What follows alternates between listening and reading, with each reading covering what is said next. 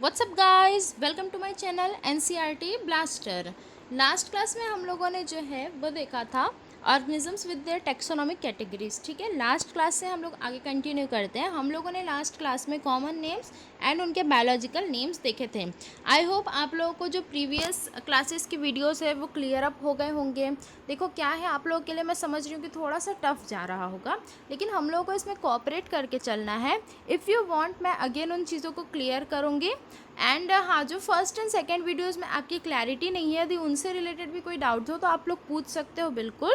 और एक बार फिर से मैं थोड़ा सा रिवीजन करवाना चाहती हूँ कि मैन का जो कॉमन नेम मतलब मैन तो खैर कॉमन नेम हो गया, जो बायोलॉजिकल नेम या साइंटिफिक नेम है जो बाइनॉमियल नोमेनक्लेचर के थ्रू दिया गया है वो है होमो सेपियंस, जिसमें होमो क्या है, जीनस है, सेपियंस क्या है, स्पीशीज़ है। ठीक है, लास्ट वीडियो में, आई थिंक लास्ट वीडियो में जब मैं आपको जिंगल बता रही थी तो पता नहीं मेरे माइंड में कुछ चल रहा था और मैंने ऐसा ही सी के सिक, जो बीमार होता है उसको SEE के सिक लिख दिया था।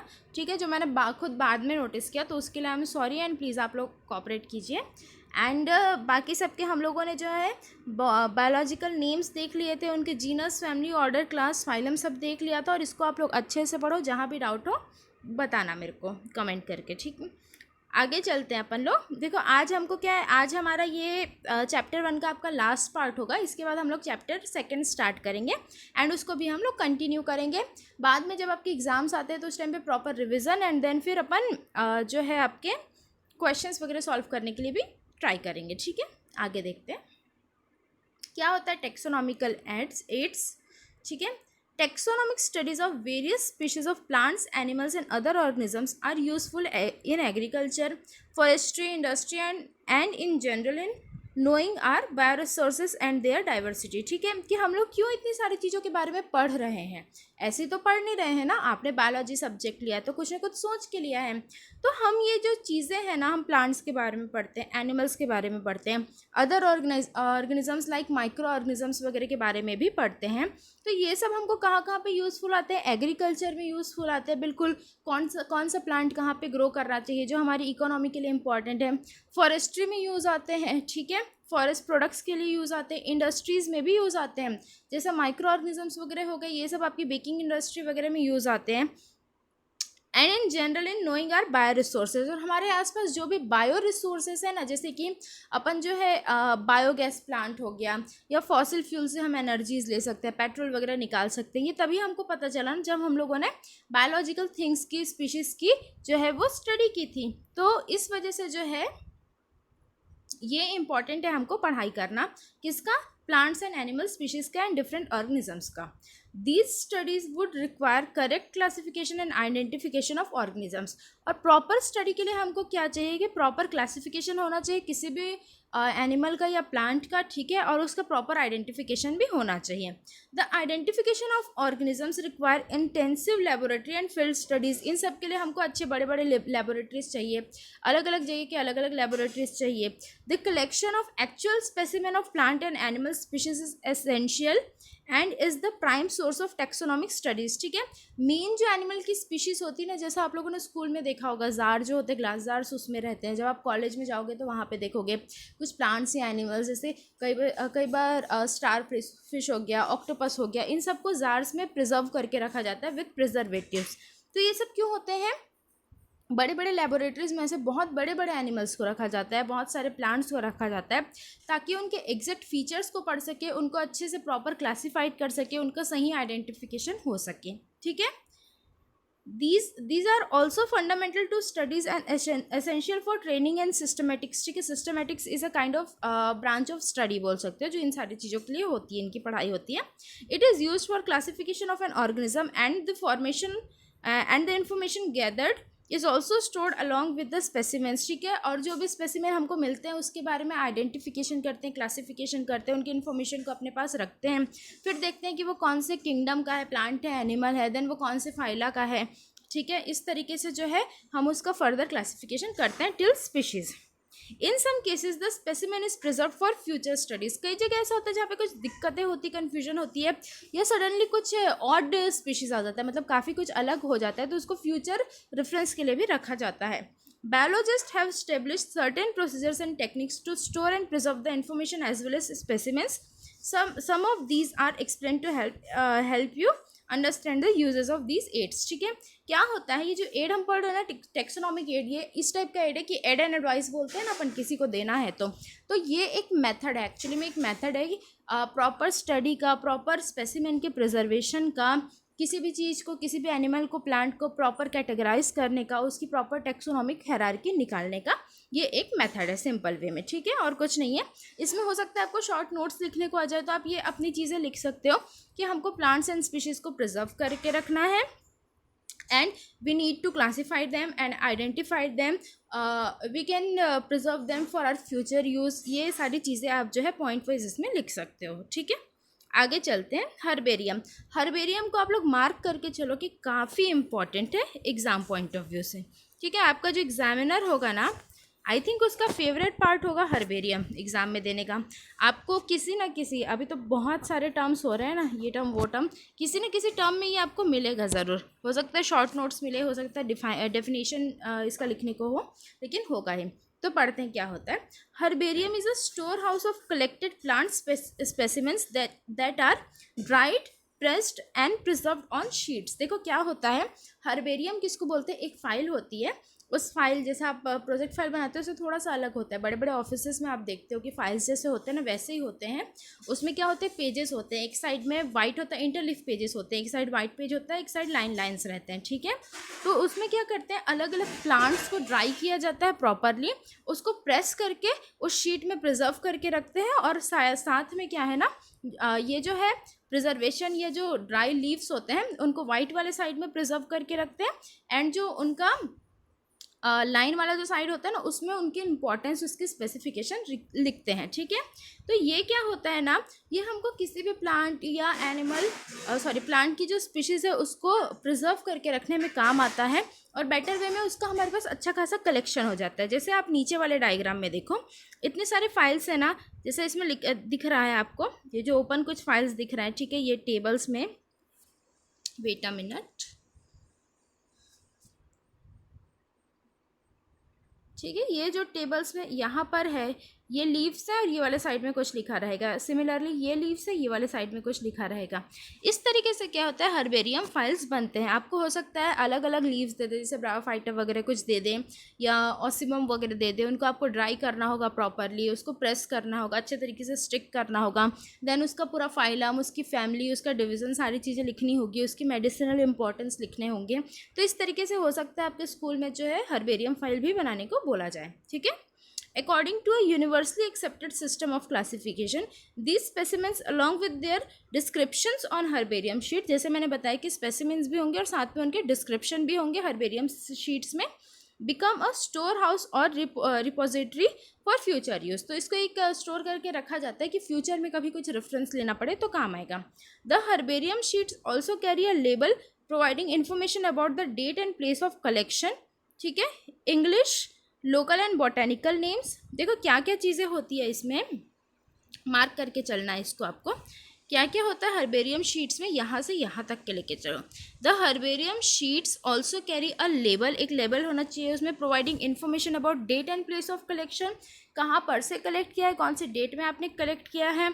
उसका इंग्लिश नेम होना चाहिए। इंग्लिश नेम क्यों होना चाहिए, क्योंकि इंडिया में भी इंग्लिश जो है अप्रॉक्स सारे स्टेट्स में यूज़ में आता है ऑफिशियली, एंड जो है आप इंटरनेशनल लेवल पे भी उसको यूज़ कर सकते हो बिल्कुल। ठीक है, लोकल नेम भी होना चाहिए भाई, जहाँ से आप हो आपको अपने जगह के नाम के बारे में तो बिल्कुल पता होना चाहिए। And botanical name, that is scientific name, जो सभी लोगों ने यूनिवर्सली एक्सेप्ट किया है, जो कि बाइनोमियल नोमेनक्लेचर के थ्रू होता है, जिसमें जीनस एंड स्पीशीज़ होते हैं। ठीक है, इसकी फैमिली के बारे में पता होनी चाहिए भाई, कौन सा परिवार उसका क्या है, ये सब भी।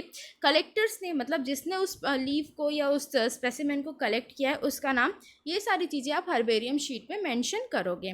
Herbaria also serve as a quick referral system in taxonomical studies. ये जो हर्बेरियम्स होते हैं ना, ये कई बार टेक्सोनॉमिकल रेफरेंस के लिए भी काम आते हैं। जैसे सपोज कोई सडनली कोई लीव मिल गया है जो समझ नहीं आ रहा कि किस कैटेगरी का है, तो हम अपने हर्बेरियम फाइल्स खोल के देखेंगे, किसी से हो सकता है मैच करे, तो उस क्लासिफिकेशन के साथ हम उसको एडजस्ट करने की कोशिश करेंगे।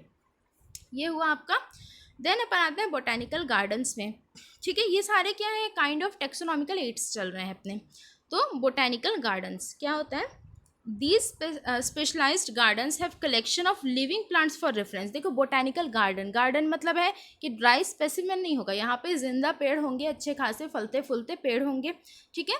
जनरली जो मेडिकल कॉलेजेस होते हैं या आयुर्वेदास कॉलेजेस होते हैं, या तो आप बोल सकते हो बोटैनी वाले जो कॉलेजेस होते हैं ना, वहाँ पर ये बोटेनिकल गार्डन्स प्रेजेंट होते हैं, ठीक है। Plant species in these gardens are grown for identification purpose and each plant is labelled indicating its biological scientific name and its family, ठीक है। यहाँ पे प्लांट्स को ग्रो किया जाता है, उनकी स्टडी की जाती है, उनको लेबल किया जाता है, उनके बोटेनिकल और साइंटिफिक नेम को, उसकी फैमिली को मेंशन किया जाता है। कहाँ पे? बोटेनिकल गार्डन में, ठीक है। एक अलग सा स्पेस होता है जहाँ पे बहुत अलग अलग वेराइटी के प्लांट्स को ग्रो किया जाता है, ठीक। देखो इसको जो है ना, आगे वाला पॉइंट ये बहुत इंपॉर्टेंट है अगेन, ठीक है। सो दिक्कत हो रही है, हाँ चलो ठीक है, एक ही कलर से बोर हो जाते हैं ना। ये जो है ना, ये द फेमस से लेके यहाँ तक के, तो इसमें जो है the famous botanical gardens are at Kew England, ठीक है। सबसे फेमस कौन से है? कीव में, इंग्लैंड में है, और इंडिया में कहाँ पे है? हावड़ा में है, ठीक है। हावड़ा मतलब कि आपका हो गया कोलकाता, ठीक है। And at national botanical research institute Lucknow, और नेशनल बोटेनिकल रिसर्च इंस्टीट्यूट कहाँ पर है भाई? ये है आपका लखनऊ में, ठीक है। नेशनल बोटेनिकल रिसर्च इंस्टीट्यूट कहाँ पर है? लखनऊ में। ये तीनों चीज़ों को ध्यान रखना। एक बार वापस से मैं पढ़ाती हूँ। The famous botanical gardens are at Kew England, सबसे जो वर्ल्ड फेमस है वो कहाँ पर? इंग्लैंड में है।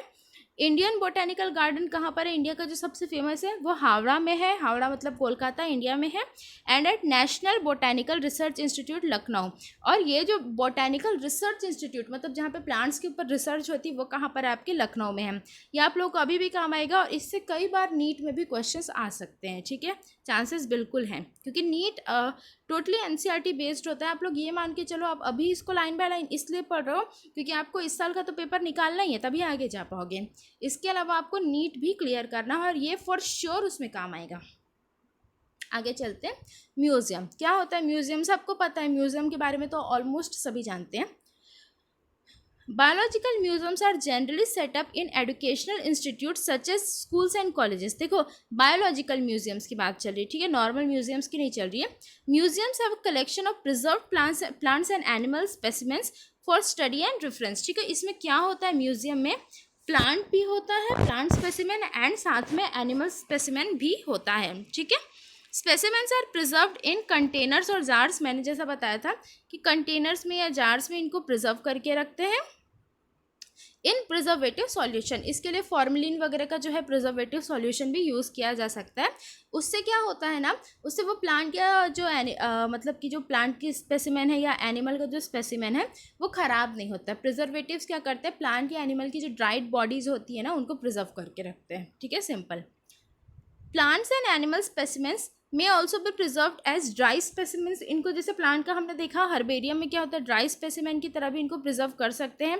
Insects are preserve in insect boxes after collecting, killing and pinning. देखो इंसेक्ट्स को क्या करते हैं? पकड़ लेते हैं, ठीक है, कॉकरोच पकड़ने टाइप से इंसेक्ट्स पकड़ते हैं, उनको कलेक्ट करते हैं, उनको किल करते हैं, एंड देन उनको पिन कर करके रखते जाते हैं स्टडीज़ के लिए, ठीक है। अब क्या करें, गलत चीज़ें पर करनी तो पड़ेगी वाला हिसाब है। Larger animals like birds and animals are usually stuffed and preserve, ठीक है। लार्जर एनिमल्स को भी बिल्कुल एक स्टफ की तरह प्रिजर्व करके रखा जाता है। Museums often have collection of skeletons of animals too, ठीक है। स्केल्टन्स जो होते हैं इंक्लूडिंग ह्यूमन्स, इनके पास जो है अलग अलग एनिमल्स की स्केल्टन होती है, फ्रॉम स्पॉन्जेस टू मैमल्स। आगे पढ़ते हैं, तो इसको क्या बोलते हैं? जहाँ पर प्लांट्स एंड एनिमल स्पेसिमेन को आइदर लिविंग और डाइड उनको जो है प्रिजर्व करके रखा जाए, उसको क्या बोला जाता है? म्यूजियम बोला जाता है। जनरली वो डाइड ही होता है, ठीक है। उनको जो बोल सकते हैं प्रिजर्वेटिव सॉल्यूशन में या इन ड्राइड फॉर्म में प्रिजर्व करके रखते हैं। अब नेक्स्ट आते हैं हम जूलॉजिकल पार्क्स। अभी एनिमल की बात हो गई, जूलॉजिकल पार्क्स किसकी बात होगी? एनिमल की बात होगी। These are the places where wild animals are kept in protected environments under human care and which enable us to learn about their food habitat and behaviour. देखो क्या होता है, जूलॉजिकल पार्क्स क्या होते हैं? ऐसी प्लेसेस होती है जहाँ पे कोशिश तो की जाती है कि इन एनिमल्स को जो है अच्छे से एनवायरनमेंट दी जाए, नेचुरल एनवायरनमेंट दी जाए, इनको प्रॉपर हैबिटेट दी जाए, लेकिन अंडर ह्यूमन केयर, ठीक है। मतलब यहाँ पे इंसान उनकी देखभाल करते हैं। देखो places where wild animals are kept in protected environments, ठीक है, अंडर ह्यूमन केयर, किसके, ह्यूमंस के अंडर में, मतलब इनको टोटली छोड़ा नहीं जाता है, ह्यूमंस होते हैं जो देखभाल करते हैं, उसको बोलते हैं जूलॉजिकल पार्क्स। इनके फूड हैबिटेट के बारे में, इनकी ये किस तरीके से सर्वाइव कर सकते हैं, इन एनिमल्स के लिए क्या अच्छा है क्या बुरा है, ये सारी चीज़ें जूलॉजिकल पार्क्स में ऑब्जर्व की जाती हैं। ये भी एक तरीका है किसी भी स्पीशीज़ को प्रोटेक्ट करने का, उसको नेचुरल हैबिटेट प्रोवाइड करने का। इन्हीं सारी चीज़ों के लिए जैसे टाइगर्स वगैरह, उनके ऊपर स्पेशल ध्यान दिया जा रहा है अभी। All animals in zoo are provided as far as possible the conditions similar to their natural habitats, ठीक है। देखो ये जो है ना, ये जूलॉजिकल जो पार्क्स होते हैं ना, वो रहने को तो मैन मेड होते हैं, बिल्कुल आर्टिफिशियल होते हैं, मतलब आर्टिफिशियल इन द सेंस नकली पेड़ पौधे नहीं होते हैं, ये ह्यूमंस इनको ग्रो करते हैं।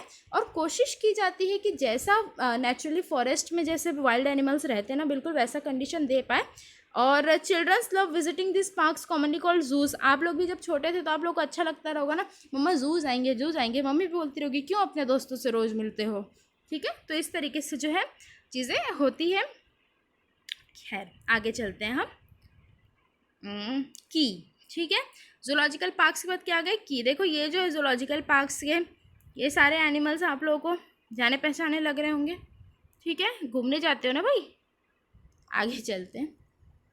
Key is another taxonomical aid used for identification of plants and animals based on their similarity and dissimilarities, ठीक है।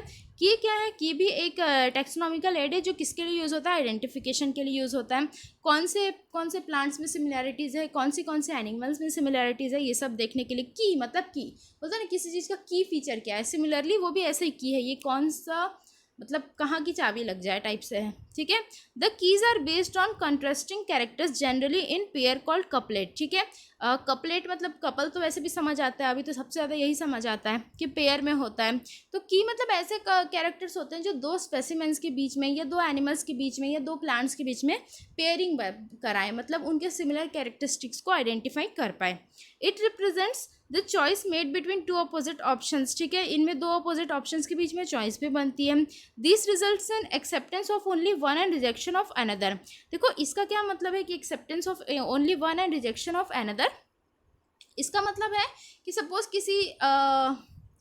किसी स्टडी में हमको दो एनिमल्स में से किसी एक के कैरेक्टरिस्टिक्स को चुनना है, तो हम देखेंगे कि जो ज़्यादा सिमिलर होगा उसको हम एक्सेप्ट करेंगे, जो डिससिमिलर होगा या जिसमें सिमिलैरिटीज़ का रेशियो कम होगा उसको रिजेक्ट करेंगे। तो बस यही है।